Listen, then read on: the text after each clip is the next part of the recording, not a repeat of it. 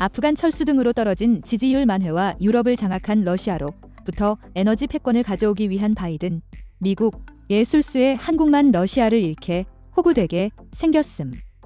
적당한 시기, 가능한 빨리, 인도와 중동의 러시아에 대한 외교 노선처럼 한국도 러시아와의 관계 회복이 필요함. 한국의 미래를 위해서는 미국이 아닌 러시아와의 관계 정상화가 더 중요할 듯.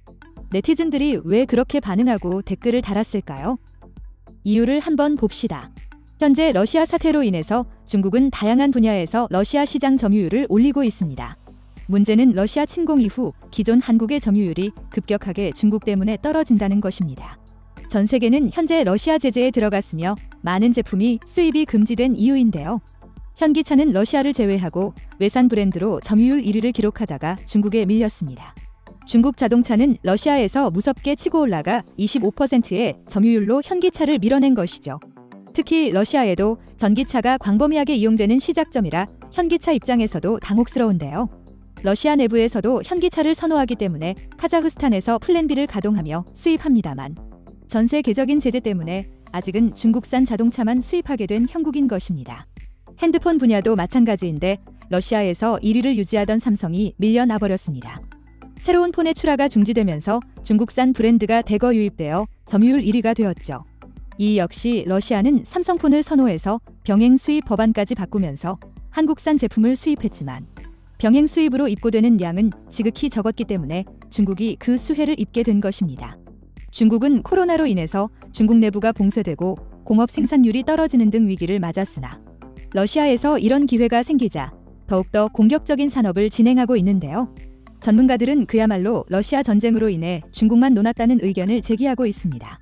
중국은 러시아로부터 가스나 원유도 마음껏 저렴하게 수입해서 축적하고 있으며 한국에 밀리던 러시아 시장에서도 프리패스를 얻어 활개치고 다니고 있기 때문입니다.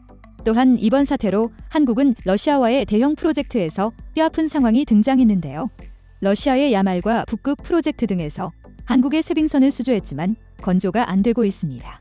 한국의 삼성과 현대중공업 등은 연해주의 러시아 조선소에서 배를 거의 다 건조한 상황임에도 러시아 제재로 인해서 부품 수입이 안 되어 일부 배는 출고를 시키지 못하고 있는 상황입니다. 한 관계자는 배를 모두 만들었고 마지막으로 특수도료가 들어간 페인트만 칠하면 되는데 러시아 제재로 인해서 칠을 못해 대기하고 있다며 정부 차원의 빠른 대처가 필요하다고 말했습니다. 그러나 현재 러시아 측에 이런 제품을 수출하면 국제적인 질타가 이어질 수 있다는 것이죠. 문제는 이러한 틈을 중국이 파고들면서 대거 러시아의 한국발 주건을 가로채간다는 것입니다.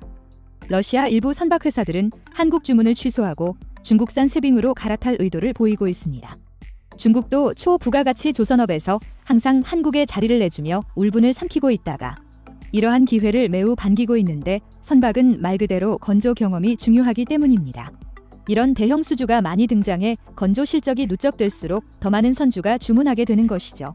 그 때문에 중국에서는 일본 회사까지 합작해서 LNG선 기술을 요청하고 있는 상황인데요. 일본은 초대형 LNG 선박을 건조할 만한 도크조차 없는 상황인데 한국을 무너뜨려야 한다는 생각에 중국과 기술을 공유하면서 일본의 조선사들의 합병이 계속해서 이어지고 있는 상황입니다. 실제 중국에서는 LNG 선박의 퀄리티를 올리기 위해서 중국 1위 조선사인 퍼스시오를 일본의 가와사키 중공업과 합작하면서 일본과 중국이 동시에 타도 한국을 외치고 있습니다. 관계자들은 이러한 국면에 대해서 LNG 선박은 컨테이너선과 벌크선과는 다른 차원인데 다른 선박들은 큰 기술이 요구되지 않고 가격도 상대적으로 비싼 편이 아니지만 LNG 운송 선박 가격이 매우 비싸기 때문에 주문 시 품질이 가장 중요하다고 전하고 있습니다. 그렇기 때문에 중국은 일본 기술력을 도입하고 프랑스 GTT의 멤브레인 라이센스를 획득해서 한국과 매우 유사한 LNG 운송선을 만들어 한국 시장을 앞질러 보겠다는 의도인 것입니다. 물론 한국의 LNG 운송선이 주목받는 이유는 단연 기술력 때문이라고 알려져 있으며 반도체에서 중국이 한국을 따라오기 힘든 것처럼 선박에서도 그러한 초격차가 존재하는 것이죠. 그러나 한국과 비슷한 선박을 만들어만 낸다면 한국도 금세 시장을 잠식당할 우려가 있습니다. 일각에서는 시간 문제가 될지 모른다는 의견을 제기하고 있는 상황인데요. 그런데 여기서 LNG 선박의 중요한 변수는 바로 친환경 규제를 적용했냐는 것입니다. 국제해사기구 IMO는 전 세계 선박들이 탄소 중립을 위한 규제를 내려놓은 상황입니다. 과거 벙커CU 등을 사용한 선박들이 오염시키는 대기는 자동차 수십만 대 분량과 맞먹었습니다. 그래서 이러한 선박의 항해를 금지시키는 등의 각종 규제를 하는 기관이 IMO인 것인데요. 선박 회사들이 IMO 규제를 지키지 않는다면 다른 나라 항구로 들어갈 수가 없게 됩니다. IMO는 2020년부터는 더욱 강화된 규제로 선박들이 친환경 규제를 지키도록 했습니다. 문제는 국가들이 보유하고 생산하는 선박들이 이 규제를 지켜내기를 버거워한다는 것입니다. 러시아와 인도 같은 경우에는 국제법에 해당하는 IMO를 국내에서는 하지 않겠다고 선언했습니다. 러시아는 2024년까지 IMO를 유예하고 러시아 내에서 움직이는 선박에는 적용하지 않겠다고 했습니다. 다만 국제선박 항해 시에는 IMO 룰을 지키겠다 했고 인도 역시 이런 선언을 했다가 취소하기도 했습니다. 따라서 앞으로 선주들이 발주하는 선박들은 대부분 친환경 선박일 수밖에 없는 것입니다. IMO의 환경 규제를 준수하지 않으면 다른 나라에 들어갈 수가 없으니 당연한 맥락인 것입니다. 여기서 한국은 결정적으로 중국과 차이를 벌릴 각종 개발을 연달아 해내는 모습이 나왔는데요. 결국 러시아조차 중국이 아니라 전쟁 이후에 한국 선박을 주문할 수밖에 없다는 것입니다. 현재 한국이 전 세계에서 80% 이상의 친환경 선박을 수주하고 있는 선박 중 하나는 이중 연료 추진선입니다. 이는 선박계의 하이브리드카로 불리우고 있는데 가스와 벙커 CU 등을 모두 연료로 사용하되 원양에서만 벙커 CU를 사용하고 연안에서는 대부분 가스로 배가 움직이는 형태입니다. 이는 LNG 운반선, 컨테이너선, 셔틀 탱커 등 거의 모든 선박에 적용되는 분야인데 최근 중국에서는 간신히 한 척을 수주했을 정도로 해당 분야에서는 한국이 앞서고 있습니다. 그런데 문제는 갈수록 전 세계 선박의 친환경 규제는 더욱더 가속화되어 간다는 점입니다. 현재 거센 기후변화로 인해서 유럽이 가뭄에 고통을 더하는 상황이 지속되고 있기 때문에 더욱 친환경에 대한 투자는 활성화되며 동시에 관련 수요가 크게 높아진다는 것입니다. 서방 측은 기후변화를 최대 과제로 설정하고 이제 선박 분야의 규제를 극대화할 것입니다. 2030년 무탄소 선박까지 내다보는 시점이기에 한국은 또 다른 선박을 내놓아야 하는 상황인데요.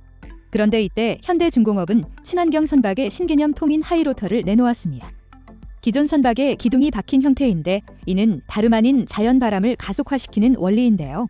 선박 보조 추진 장치인 로터 세일은 선박 갑판에 설치되는 원기둥 형태의 구조물로 바람을 이용해 추진력을 추가 발생시킴으로써 연료 소모량을 절감하여 탄소 배출을 줄일 수 있는 일조리입니다.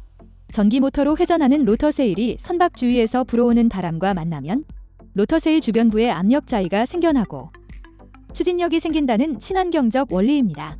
로터 세일은 선박 탑재 시 6터부터 8%의 연료 절감과 함께 탄소 배출량을 줄일 수 있습니다.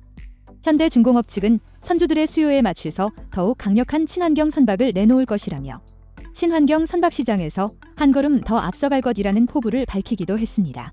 현재 중국과 일본 등이 부가가치 선박에서 친환경 관련한 기술을 따라하기 매우 힘든 시점에 한국에서는 이미 관련 분야의 가장 앞선 기술을 선박에 적용하고 곧 제품 수주에 나서는 것입니다.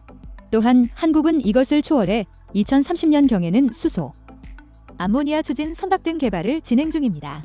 2030년에는 아예 무탄소 선박을 예상하고 이를 빅3 조선사들이 앞다투이 개발 중인 것이죠. 따라서 러시아는 물론이고 다양한 조선업계에서는 이러한 한국 선박의 주문을 선호하게 됩니다. 환경 규제는 점점 강화되는 국면이기 때문에 이러한 조건을 딱딱 맞춰내는 한국 선박을 선호하는 것이죠. 돈 아끼려고 친환경 선박을 주문 안 했다가 나중에 그 선박이 운항조차 안 될 수도 있기 때문입니다. 실제 조선업계에 의하면 2027년까지 대부분의 물량이 예약되어 있는 상황이라고 합니다. 그렇다고 해서 중국에 쉽게 갈아타지 못하는 것은 이와 같은 까다로운 친환경 선박 요구도 한몫하고 있으며 한국의 기술력이 그러한 방패막이 되면서 중국, 일본을 더욱 초조하게 만들어가는 상황입니다. 다음은 관객들의 댓글입니다. 한번 써봐야 느낌이 오지. 나도 구입 한 달 만에 기둥이 뽑히는 선풍기 쓰기 전까진 중국제 그냥 쓸만한 줄 알았었다. 10년째 잘 돌아가는 신일이 최고여. 뭐든 뺏기고 격차는 줄여버린구나. 우리가 문제점이 많은 건지 기술 인력 탈취도 있겠지만 중국도 기술이 수준이 올라와서 어느 정도 보고나 이해하면 어느 정도는 제법 한다는 거죠. 반복하면서 원점을 잡아가고 보완이 우선으로 돼야 할 듯하네요. 어쨌거나 중공에게는 경험을 쌓는 아주 좋은 기회임에 틀림이 없습니다. 현재 러시아 제재를 하고 있는데 중공, 인도 같은 나라들이 제재에 아랑곳하지 않고 자기 이익에 충실히 따라 행동하는 것을 놔둬버리는 건 큰 문제입니다. 이들 두 나라에 대해서도 제재가 가해져야지 그렇지 않다면 애꾸는 우리나라 같은 경쟁 국가들만 손해보는 것 아니겠습니까? 미국과 유럽은 제대로 제재해야 합니다.